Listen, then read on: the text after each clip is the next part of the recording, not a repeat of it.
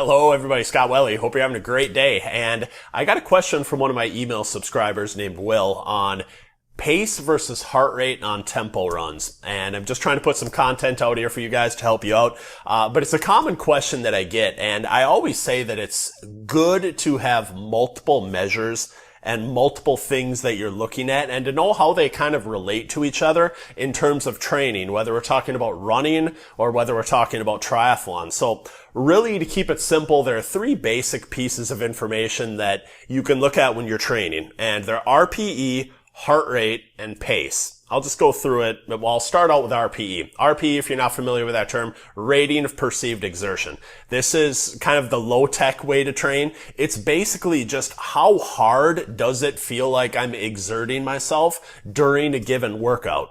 And I actually know a lot of people that have gotten to a really high level and train really well just in kind of this low-tech way of just listening to my body. Like, what is my body telling me? So like in Will's case, he was asking me about pace versus heart rate in regards to a tempo run. Well, if you're paying attention to what's going on in your own body and you go out there and you know how a tempo run is supposed to feel, moderately challenging when, you're rested or you're feeling decent, and you go out there and one day you're just dragging and for whatever reason it just feels so much more difficult than it should, well, that's your body telling you something. Maybe you're a little bit overtrained, maybe you haven't slept enough, maybe you're overly fatigued, maybe you're on the verge of getting sick.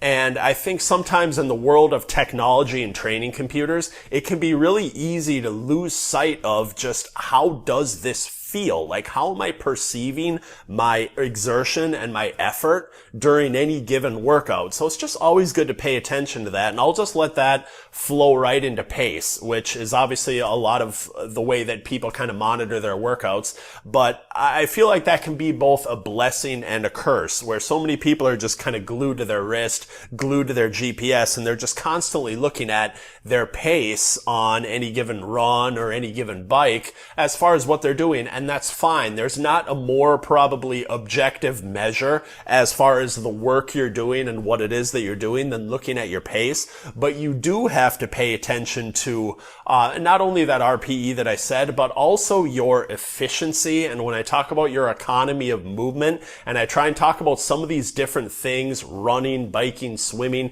being skills, I feel like you can really lose sight of that if you're just glued to your wrist, and if the only thing you're thinking about is pace for a given workout. It's just nice to know kind of how these other things factor in. So that's the second part. Third part, heart rate. I used to actually work, I was a regional account manager for Polar, for those of you that don't know it. We were kind of the innovators of heart rate monitors, and it's just a window into, we used to say, the physiological stress on your body. And it really is. It tells you how hard your heart is beating, how hard your body's working. And it's a great measure of that, but you do have to understand what other factors can potentially affect heart rate on a day-to-day basis. Again, not knowing exactly who's watching it out there, whether you do the RPE, whether you do the pace, whether you do the heart rate. I just want to explain these things to everybody. But heart rate can be affected by a number of factors. It can be affected by some of those things that I said before. How much have you slept? Are you overtrained? How stressed are you? But it can also be affected by things like hydration, and certainly especially now where we've got, at least in Minnesota, we've got more heat and humidity. Those can have a big impact on heart rate as well. So again, to relate it back to like Will's question, so you go out for your tempo run, and let's say you're used to running when it's 75 and low humidity, but you happen to go out on a day where it's 90 degrees and 80% humidity because you're having a heat wave. Well, if your goal is to keep your heart rate in a specific range, you're never going to be able to do that if you've got those extreme conditions. Your body won't allow it. Your heart has to work harder than it normally would. So now all of a sudden, if you're trying to maintain, let's say, 7-minute mile on that tempo workout, you're going to be a lot slower for the tempo workout if you just think about keeping your heart rate in that range. So you have to kind of think about how these different factors are going to tie into what it is that you're doing. So that's just an explanation of RPE, of pace, of heart rate.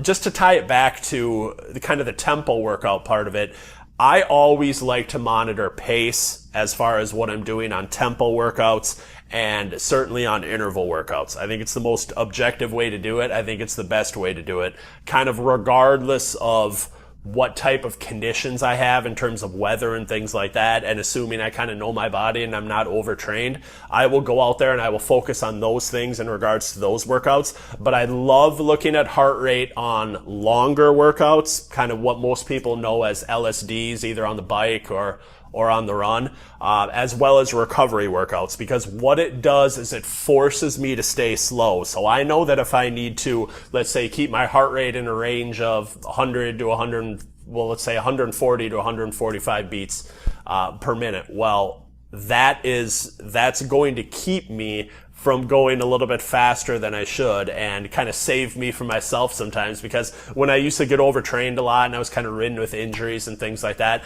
I was always going, excuse me, I was always going a little bit too hard on some of those recovery workouts and on some of those long runs, just the parts where I was supposed to go easy and let my body recover. So that's personally how I do it. Again, just pay attention to the multiple measures, know how they interact with each other. It's going to really help you out. And I really hope you got something out of this video in regards to RPE and heart rate and pace as well. So wish you a great day. And as always, the best of health, happiness, and high performance.